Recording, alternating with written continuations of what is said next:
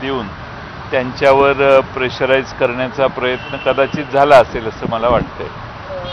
समोरचे असं म्हणताय की संजय मंडलिकांचा पराभव करणं भगवानला सुद्धा शक्य नाही, गरज पडली तर आम्ही हेलिकॉप्टरने मतदार आणू. हेलिकॉप्टरने मतदार आणू असं म्हणणं म्हणजे मतदारांची सगळी व्यवस्था करायचं ठरलेलं दिसतंय. हे भरपूर गबाड दिसतंय, त्यामुळं मतदारांना हेलिकॉप्टरने आणण्याची तयारी दिसते.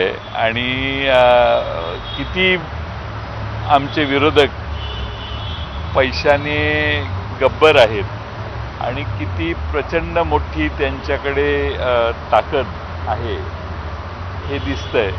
आणि महाराष्ट्रातल्या जनतेला हे उदाहरण लक्षात आणून देणार आहे की प्रचंड माया समोरच्या बाजूनं गोळा करण्यात आलेली आहे.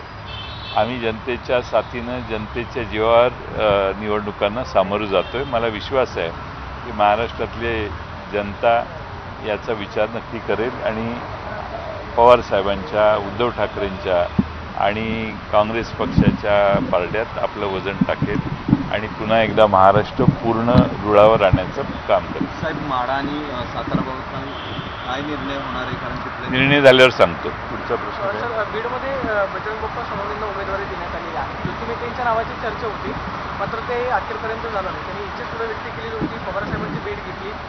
नेमकं झालं काय की बजरंग सोनवणे यांचा पक्षप्रवेश झाला आणि त्यानंतर त्यांना लोकसभेची उमेदवारी जाहीर झाली. बजरंग सोनवणे आमच्या पक्षातच पूर्वीपासून होते, ते कुठेही गेलेले नव्हते आणि त्यांचा पक्षप्रवेश करण्यापेक्षा त्यांना पुन्हा कार्यरत करण्याचं काम आम्ही त्या दिवशी केलं. आणि बजरंग